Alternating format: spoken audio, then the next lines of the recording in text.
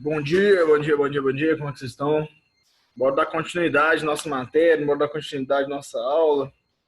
Pra ver se a gente acaba logo com esse livro, acaba logo esse conteúdo que tá foda. Esse ano tão complicado que a gente passou, né? Já tá praticamente na metade de setembro, então falta 12 semanas, se eu não me engano, pro Papai Noel chegar, pro Natal chegar. E põe fim nesse ano tão louco que nós vivemos praticamente. Beleza? Mas enfim. Vamos seguindo, vamos deixar a peteca cair não, bora continuar em frente, beleza? Estão perguntando, estavam me perguntado para mim se a revisão precisa ser feita, precisa ser corrigida, precisa ser copiada as perguntas. Perguntar assim, Rafael, tem que copiar as perguntas? Não precisa copiar as perguntas, não precisa copiar as perguntas. Basta você responder as perguntas, beleza? Não precisa preocupar em copiar, né? Aquilo que eu sempre falo. Não sei se vocês são alunos novatos, né, comigo, primeiro ano, mas assim, eu sempre falo, oriento, deixar as perguntas, fazer as perguntas colar no caderno. Pega a revisão e cola no caderno. Aí você já tem as perguntas lá e depois você responde. Só para ter um norte mesmo, para você saber pelo menos o que você está respondendo. Beleza? Fechou? Tranquilo? Então, bora aí, bora começar então. Hoje vamos falar um pouquinho a respeito da diversidade climática mundial. O assunto da aula de hoje vai ser pautado na diversidade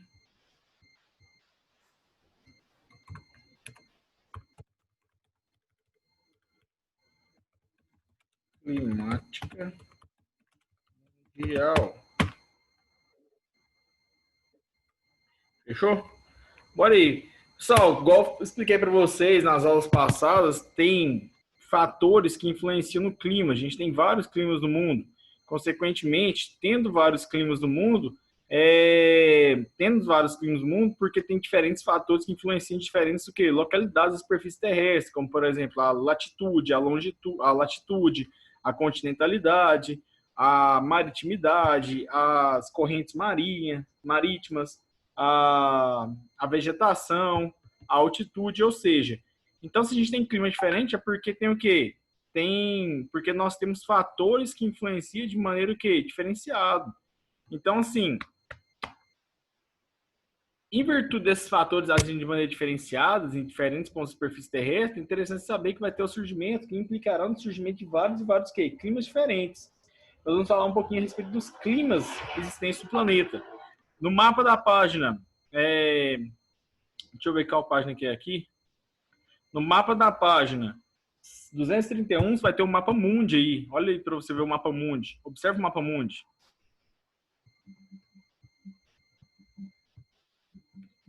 Observou o mapa mundi? Tá percebendo que ele tem coloração diferente, tem várias cores nele. A primeira coisa que eu quero deixar claro para vocês, quanto mais quente, quanto mais intensa a cor, por exemplo, um rosinha clarinho e um vermelho, subentende que aquele local dá tonalidade. Quanto mais leve for a tonalidade da cor utilizada, mais amena a temperatura daquele local. Então, os mapas fazem uma relação assim, quanto mais leve a cor, menor o que é a temperatura. Então, você pega um mapa aí, por exemplo, que a coloração dele é, sei lá, um verde claro, subentende, por exemplo, olha para você ver o clima mediterrâneo, olha para você ver geralmente o clima temperado, subentende que o clima, olha, tá vendo a tonalidade, que é uma tonalidade mais leve, então subentende que o clima que mediterrâneo é um clima que com temperaturas mais amenas que o clima temperado, beleza? Olha para você ver a cor vermelha, essa cor vermelha já é uma cor quente, já é uma cor que subentende que faz o quê? Calor. Olha para você ver o cinza aí, subentende que são temperaturas o quê? Baixas, temperaturas negativas. Olha para você ver aí no extremo norte do planeta, no extremo sul do planeta, a coloração. Beleza? Já faça tipo uma relação entre a cor e os climas, só para você ter uma noção, para você não ficar tão perdido assim, para você bater o olho no mapa, por exemplo, você já subentender qual que é o tipo de clima aqui naquela região. Faz frio, faz calor, como que é? Fechou? Então vamos lá, vamos falar a respeito de clima. Eu já passei para vocês a definição de clima, quando eu expliquei para você a diferença entre clima e tempo. Vamos lá, então. Vamos falar de alguns climas do planeta. Beleza, vamos lá. Primeiro clima que eu vou deixar bem claro que eu vou passar para vocês é o clima. Não, clima equatorial. Qual o próprio nome fala? Ele é um local de baixa superfície, baixa latitude. Por quê? Porque o Equador é a nossa latitude o quê? Zero. A linha do Equador é a nossa latitude zero. Eu acho que tem um mapa aqui, deixa eu ver se eu consigo pegar esse mapa para vocês aqui em casa mesmo. Aguenta aí. 30 segundinhos, deixa eu procurar o mapa.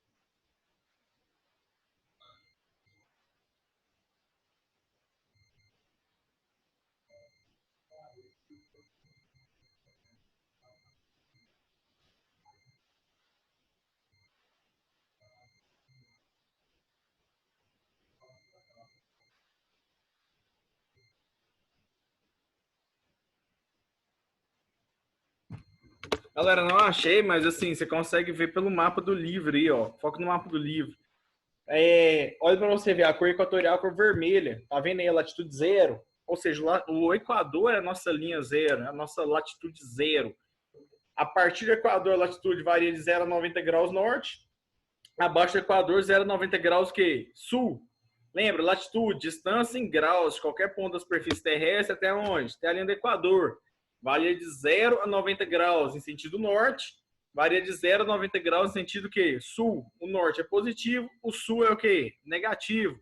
E a latitude influencia diretamente nas zonas climáticas do planeta. Beleza? Influencia diretamente nos climas do planeta. Então vamos lá, clima equatorial. Baixa latitude, ali região próxima ao Equador. Vai ter uma alta incidência solar, ou seja, vai bater muita luz solar, vai bater muita, a radiação vai ser muito forte aqui nessa região. Só que devido à grande presença da floresta amazônica, principalmente, grandes vegetações, grandes corpos hídricos, grandes rios, grandes lagos, vai ser uma região que vai liberar muita umidade, tem a liberação de muita umidade, principalmente por conta da chamada evapotranspiração. Então, o que é essa evapotranspiração? É como se fossem as plantas, as árvores suando. Então, elas liberam muita umidade. Então, vai ser um local onde é que o índice de pluviometria vai ter uma alta pluviometria. Ou seja, vai fazer calor? Vai fazer calor. Mas, ao mesmo tempo, vai fazer o quê? Vai chover pra caramba. Então, você vai ter praticamente uma média pluviométrica superior, na média desse clima, superior a 2.000 milímetros por ano. Cara, isso é muito, isso é pouco. Para você ter ideia que na floresta amazônica, esse índice pode chegar em alguns pontos até 3.000 milímetros por ano. Aqui em Goiás, você tem ideia, chove mais ou menos 1.500, 1.600. Então, lá vai chover 2 vezes mais que aqui. Sacou? Então, interessante você pensar nisso, interessante você ver isso. Muito por conta da grande liberação de umidade presente nessa região. Fechou? Bora aí, bora continuar então. Vamos continuar aqui nossa aula. Olha aqui o livro. Típico das regiões próximas à linha do Equador. Apresenta temperaturas elevadas, pequena amplitude térmica anual, índice pluviométrico superior a 2.000 milímetros por ano. As chuvas caem com frequência durante os 12 meses do ano, podendo haver uma estiagem de 2 a 3 meses relativamente. Ou seja, lá o pessoal marca muitas vezes as atividades aqui, ó, principalmente na região norte do Brasil, por conta da chuva. Geralmente a chuva, a chamada chuva das 3 horas, lá de Belém do Pará, e a chuva das 5 horas, lá do Manaus, Amazonas. Então, por quê? A chuva é muito constante. Então, o cara fala assim, vamos, sei lá, vamos no cinema amanhã. Geralmente o cara fala assim, antes ou depois da chuva. Por quê? Porque a chuva é uma coisa constante, praticamente sempre no quê? No mesmo horário. Beleza? Olha para você ver o índice de chuva e o gráfico do índice de chuva da floresta do clima equatorial. Lembra também que é uma região muito. Você tem que lembrar da floresta amazônica, presente nessa região. Fundamental nesse equilíbrio, nessa caracterização diretamente relacionado com esse equilíbrio, com essa caracterização do quê? Do clima equatorial. Beleza? Então, clima equatorial já foi. Bora para o clima tropical.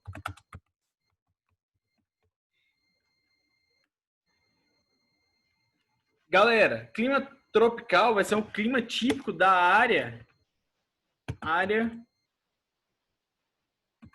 intertropical. Intertropical.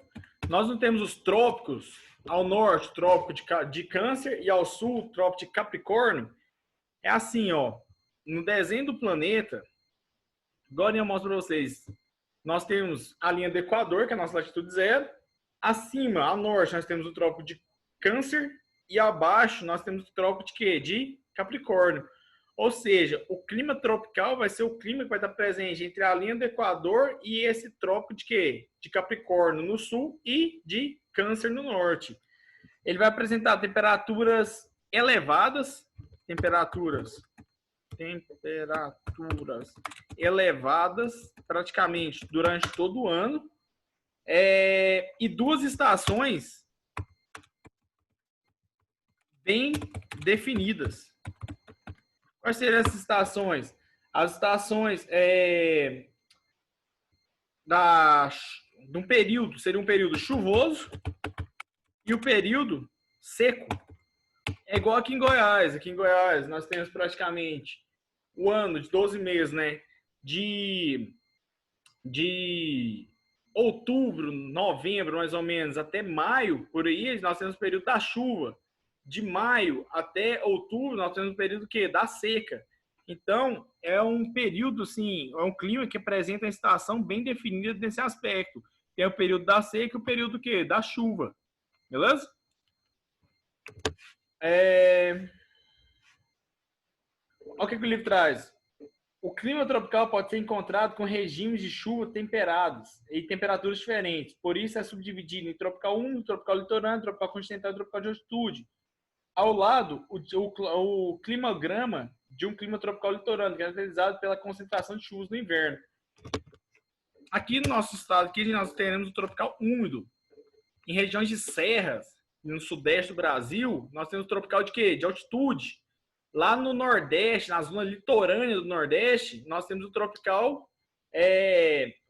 litorâneo. E nós temos no decorrer do continente, naquelas áreas de planalto, geralmente áreas mais isoladas, nós temos o tropical continental.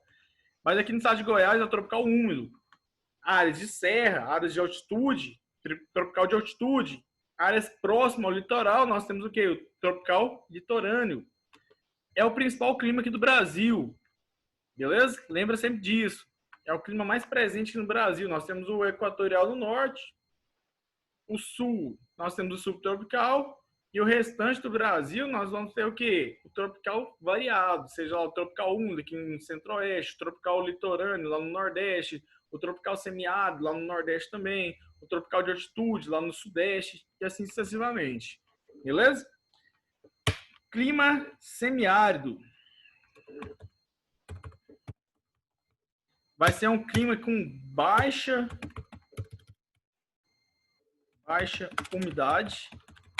Consequentemente, sempre tem baixa umidade, tem baixos índice de chuva. Ou seja, chove muito pouco. As chuvas são muito irregulares, ou seja, as chuvas são muito irregulares, não cai com constância. Pode cair hoje, pode cair daqui 1 mês, daqui 2 meses, daqui 3 meses, daqui 3 semanas. E ela vai apresentar uma grande amplitude térmica. É um clima que geralmente ele ele sofre com o efeito da continentalidade. Ele vai estar na parte interiorana do continente.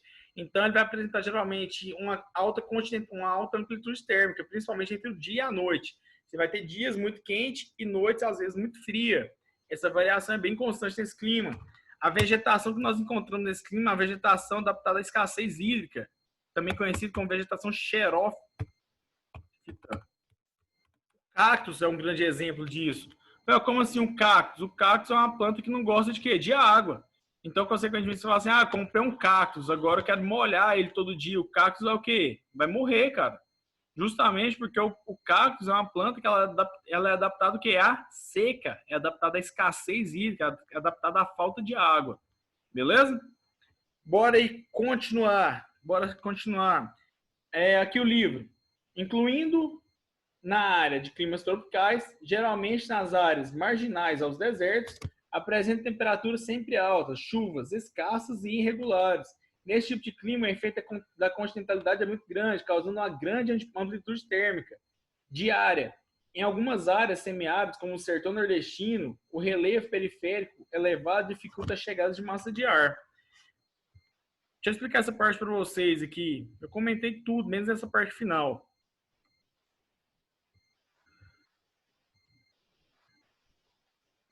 Esse aqui é o planeta do clima tropical. Vamos falar primeiro do clima tropical. A linha que divide o planeta no meio é a linha do quê? Do Equador. Que a latitude é o quê? 0. Então a latitude varia de 0 a 90 graus em sentido norte e 0 a 90 graus em sentido sul. Tudo que está acima da linha do Equador, a gente fala que está no quê? Do norte. Tudo que está abaixo da linha do Equador, a gente fala que está o quê? No sul. Bem aqui, ó, mais ou menos, ó, nós teremos o quê? Os polos, os trópicos do planeta. Trópico ao norte e trópico ao sul. Falei o contrário, mas você entendeu.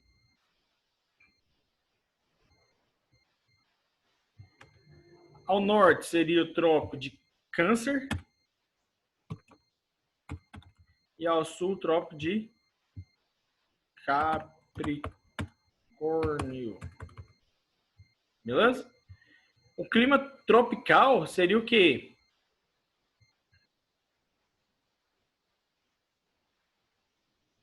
Seria o clima presente onde? Nessa região aqui, ó, nas regiões trópico. Beleza?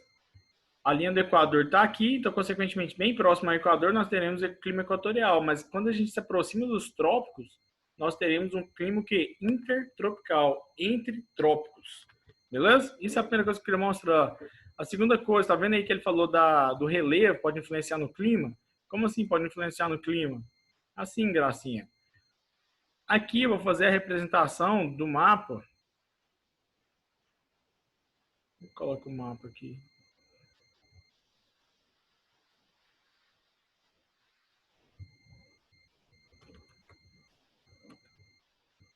Assim. Não.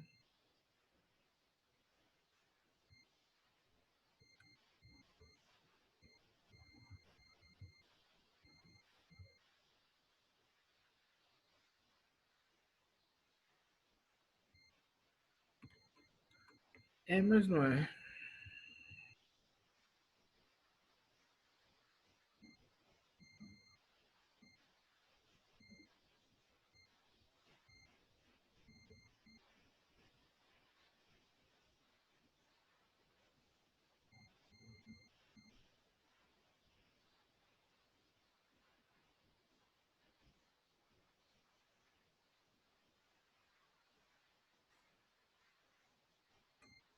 Deixa eu ver quando eu sair aqui, eu volto.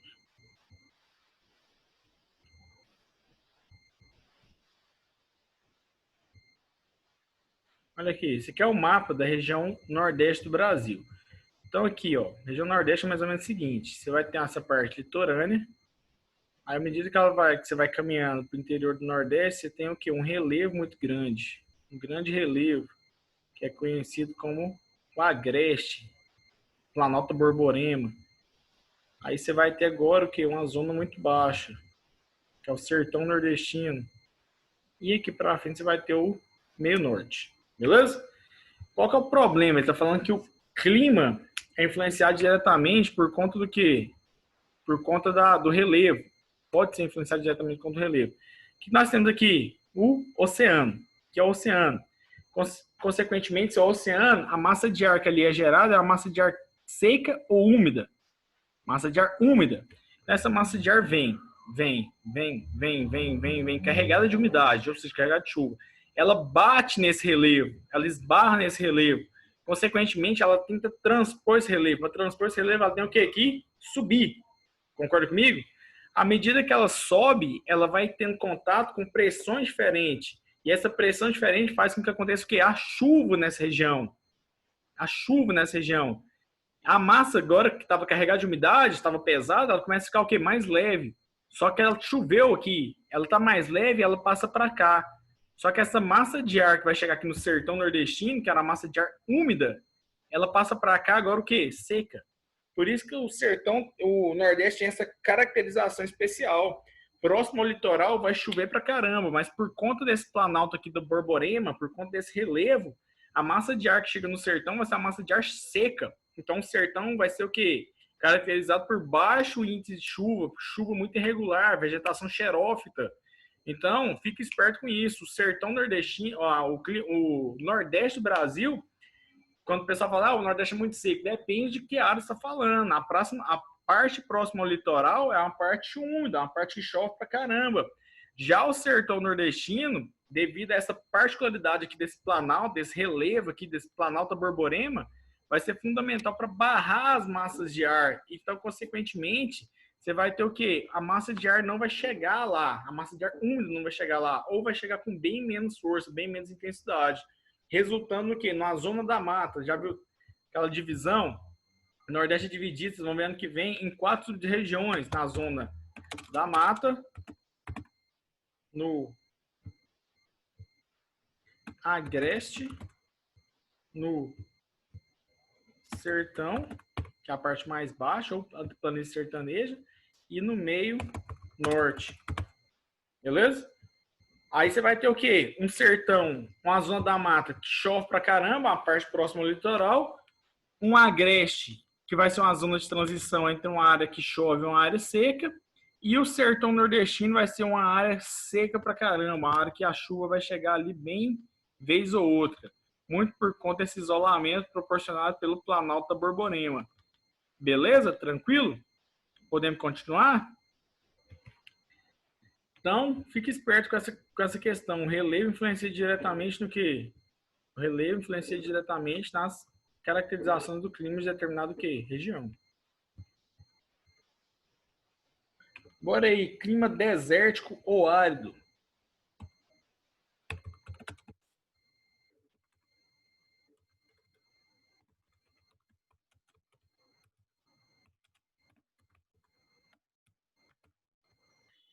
Vai ser um clima muito quente, um clima quente pra caramba.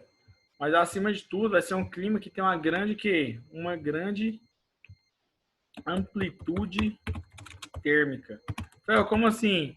Uma grande variação entre a temperatura durante o dia e a noite. Por exemplo, geralmente deserto tem muita areia. Então, deserto tem muita areia. Então, consequentemente, durante o dia a areia esquenta demais, durante a noite esfria demais. Igual eu falei para vocês, o Saara já teve relatos em 2014 que ele nevou.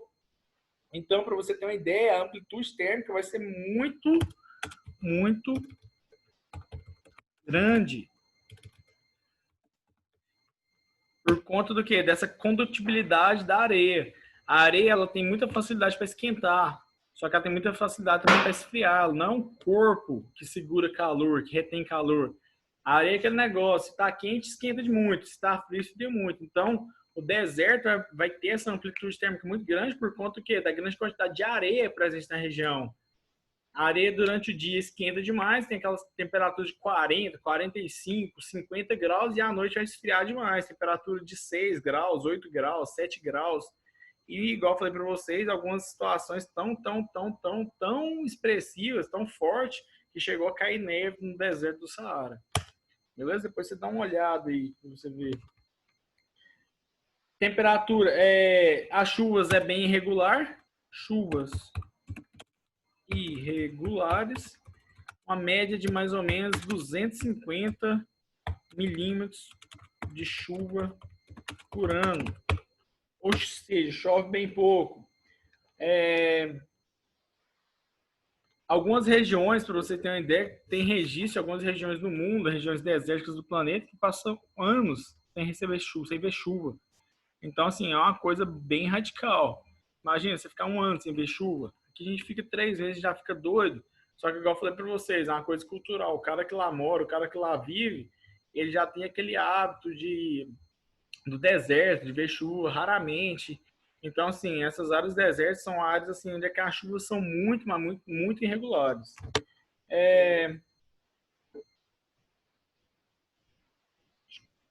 Lembrar também que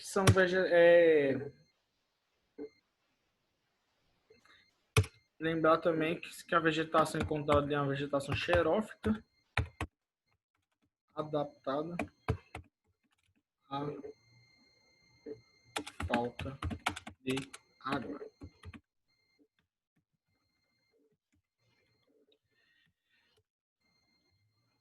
Lembra também que é uma região que sofre muito com a evaporação. Como assim com a evaporação? Muitas vezes a chuva acontece ali, só que ele é tão quente, mas tão quente, mas tão quente que a água não consegue nem penetrar no solo. Calor, juntamente com a ação do solo, não permite que há chegada de água no subsolo. Então a evaporação também é muito forte nesses locais. Olha aqui no livro você vê, apresenta pouca umidade, chuvas escassas, regulares, média de mais ou menos 250 milímetros por ano, que eu falei para vocês. A evaporação é muito maior que a precipitação, ou seja, a evaporação é muito maior que as chuvas. As temperaturas são altas, existindo também uma grande variação, que eu falei para vocês, amplitude entre o dia e a noite. Algumas regiões desérticas passam até 10 anos sem chover. Em alguns casos, a evaporação é tanta que a chuva evapora antes mesmo de chegar ao solo. Imagina que loucura, o calor é tão grande que cai um pingo d'água da chuva antes de chegar no solo, que ele já dissipou, já sumiu. Contudo, não devemos apenas pensar que só existe desertos quentes, como o Saara, na África, pois existem desertos frios, como o Atacama, no Chile, e Gobi, na China. O que caracteriza o deserto são temperaturas médias mais altas, e mas a baixa pluviosidade e o alto grau de aridez. A temperatura do deserto pode chegar todos os dias a 40 graus Celsius na sombra. Já foram registradas temperaturas de 58 graus Celsius na Líbia. À noite, a temperatura cai bastante devido à falta de nuvens para reter o calor produzido durante o dia todo. Dependendo da localização, o fator climático da continentalidade influi numa maior amplitude térmica. Lembrar também que o deserto é caracterizado por ser uma área de difícil habitação. O que o deserto é? Uma área de extremo, uma área de extremo, uma área de difícil habitação, uma área extrema, de dia quente mais ou frio demais, e à noite ao contrário. Pode ser que eu não comentei isso com vocês, mas só que tipo assim, o deserto não necessariamente tem que ser quente. Igual ele falou, o que caracteriza o deserto é justamente a aridez e as condições de vida, que são condições extremas. Beleza? Ou pelo calor ou pelo frio. Exemplo de deserto frio vai ser o deserto de Gobi, na China, ou o deserto do Atacama, no Chile. Beleza?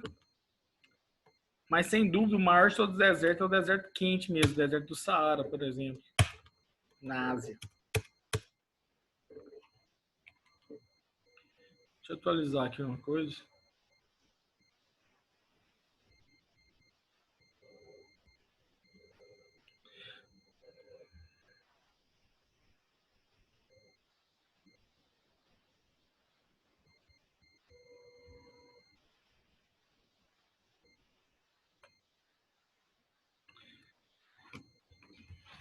Deserto do Saara falei na Ásia, no continente africano. Tava com um golpe na cabeça.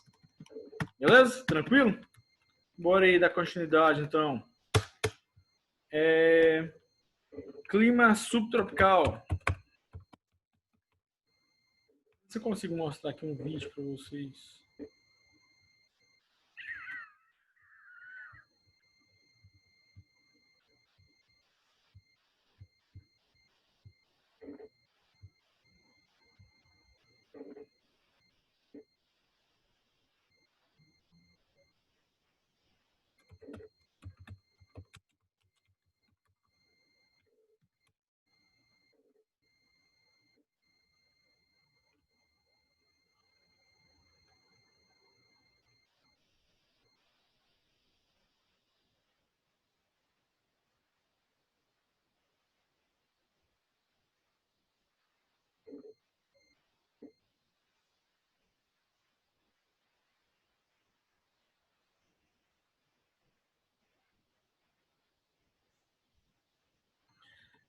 Igual eu falei para vocês, os desertos,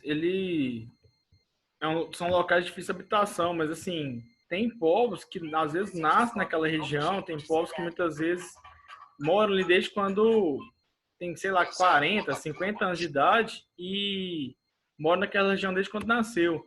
Tem um documentário não, tipo um vídeo, uma reportagem do Jornal da Record, se não me engano, que eu vi uma vez, que mostra justamente isso, os povos nativos da região do deserto. Olha para você ver como é uma questão cultural também, o desafio que é morar nessas regiões. Que você conseguir reproduzir a 5 minutos esse vídeo. Olha para você ver. Que louco, velho. Tanto que é complicado o dia a dia. E às vezes você fica reclamando aí da nossa facilidade que nós temos. Hoje a repórter Cleisla Garcia vai mostrar na reportagem especial os povoados quase fantasmas desse deserto.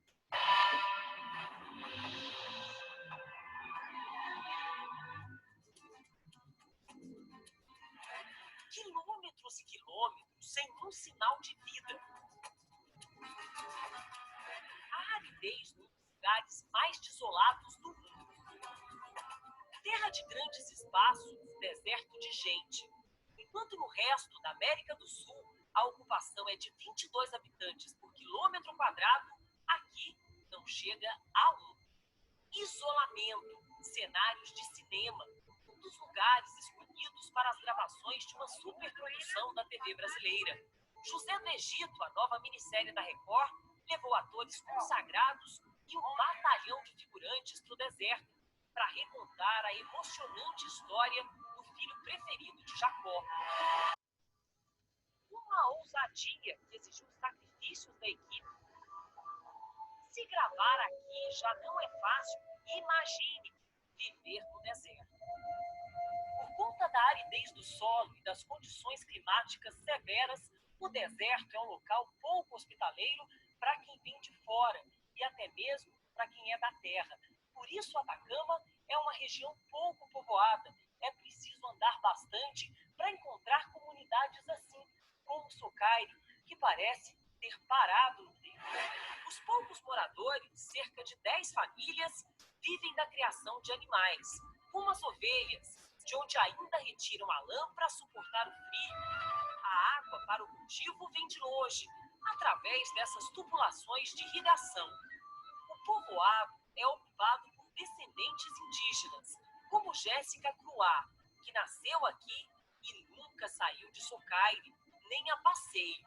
O maior desejo de Cruá parece modesto para nós, mas um desafio para um nativo. Não, eu creio que sair de cá um pouco. Quero sair daqui um pouco, diz ela, que tem planos audaciosos para a filha Berenice de 1 ano. Que siga estudando, pero para fora. Que ela estude, sonha a mãe, que hoje vive do artesanato feito de lã de lhamas e alpacas. Para ele, quando eu chamo, é mais suave. As peças são vendidas para os turistas que vêm de longe, atraídos pelo estilo de vida ainda lento do lugar.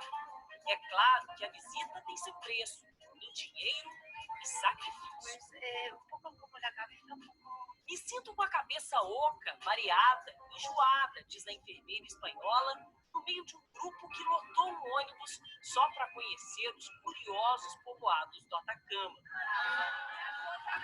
Seguimos mais de 4 horas estrada fora em busca de outras comunidades. No caminho, cemitérios coloridos chamam a atenção dos forasteiros. A região montanhosa surpreende com áreas de pântano. Nos aproximamos de Machuca, um charmoso povoado com construções de pedra e adobe, uma mistura de barro e palha, que também cobre a maioria dos telhados. Aqui ainda é possível avistar ruínas de antigas civilizações. Hoje em dia, apenas uma família continua vivendo aqui no povoado. É que a maioria já foi embora faz tempo, em busca de trabalho e escola para as crianças. Agora, Machuca mais parece uma cidadezinha fantasma, mas os moradores antigos não vendem e nem alugam as suas casas. Trancam com cadeado e sempre voltam para passar 1 ou 2 dias quando sentem saudade. Por isso, o silêncio da cidadezinha só é quebrado pelo barulho das reformas. As casas são muito antigas e precisam estar em constante manutenção, diz esse pedreiro, que ganha vida mantendo de pé um patrimônio histórico. Vamos ao encontro das poucas moradoras da cidade. Com ou sem vizinhos, Dona Margarida não abandona sua machuca. Consegue viver aqui e manter o sustento com a venda de suas deliciosas empanadas. Dona Margarida diz o que mais gosta aqui: a tranquilidade e os animais, diz ela, que também confessa. Às vezes me sinto só, mas aí dou um passeio, depois volto, desconformada. E assim nos despedimos de Dona Margarida para conhecer a região de Toconal. Logo na chegada, uma bela surpresa. No meio do deserto, um verdadeiro oásis. O oásis digere várias espécies de plantas e frutas. Um imenso jardim alimentado por um pequeno e manso riacho de água limpa. Uma raridade por aqui, preservação ao lado de um cenário devastado. Em Toconal também encontramos o que sobrou das pedreiras de Liparita e suas reservas montanhosas. De acampamentos improvisados como esse, muitos trabalhadores de regiões vizinhas ganham sustento com a extração da liparita, essa pedra de coloração esbranquiçada, muito útil na construção civil. Na verdade, a liparita é uma pedra vulcânica que funciona como um isolante térmico, tanto para o calor quanto para o frio. Por isso, tem sido bastante explorada. Quem ainda vive da exploração da pedra não quer saber de muito assunto. É um dos materiais mais usados no povoado no século XVI, onde o calor castiga durante o dia e o frio de quase 0 grau avança na madrugada. Aqui, os 600 habitantes vivem de vendinhas, como a de Dona Alvina, sempre à espera dos turistas. Bueno, por lo que dejan, si es que vienen a comprar y lo dejan unos pesos. Se eles compram, deixam dinheiro, movimentam o comércio, diz a moradora, sem muita expectativa com o futuro financeiro de Toconal. Um problema que a maioria tenta resolver com muitas atividades ao mesmo tempo. Ana consegue a façanha de ter uma horta produtiva no deserto. Me fascina. Tenho a terra, cebola, acerola. Nem parece um deserto, se entusiasma Ana, que ainda fia novelos de lã à moda antiga. Faz doces no forno a lenha e cria galinhas e coelhos. É a criatividade da gente simples do Atacama, que, como os antepassados, se apega aos costumes, à tradição e à terra para continuar habitando nos pontos mais desafiadores e surpreendentes do planeta.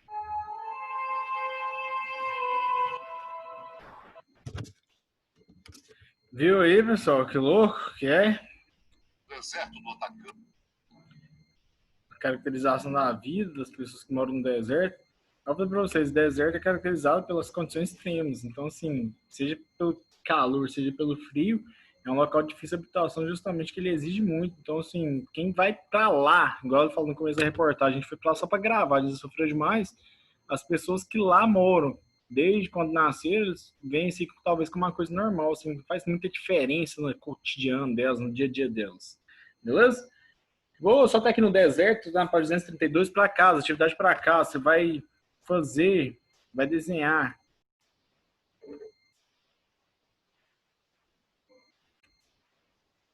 Só tinha acontecido um erro aí. Não sei se vocês chegaram a ver a atividade, tem travou geral aqui. A atividade está aqui, ó.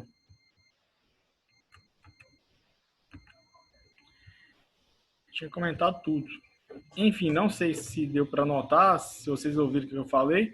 Tarefa para cá, você vai ler páginas 271 e 272 e destacar as informações principais informações do livro de vocês. E vai desenhar no seu caderno o mapa mundi e destacar os principais climas. Lembrando que você vai fazer uma legenda. Legenda com relação que é a cor. Onde é que for verde, você pinta, sei lá, o clima equatorial. Vou representar pela cor amarela. Então, onde é que for amarelo, onde é que o clima for equatorial, você pinta de amarelo. Ah, o clima subtropical, vou pintar ele de cinza. Então, onde é que for o clima subtropical, você pinta de quê? De cinza.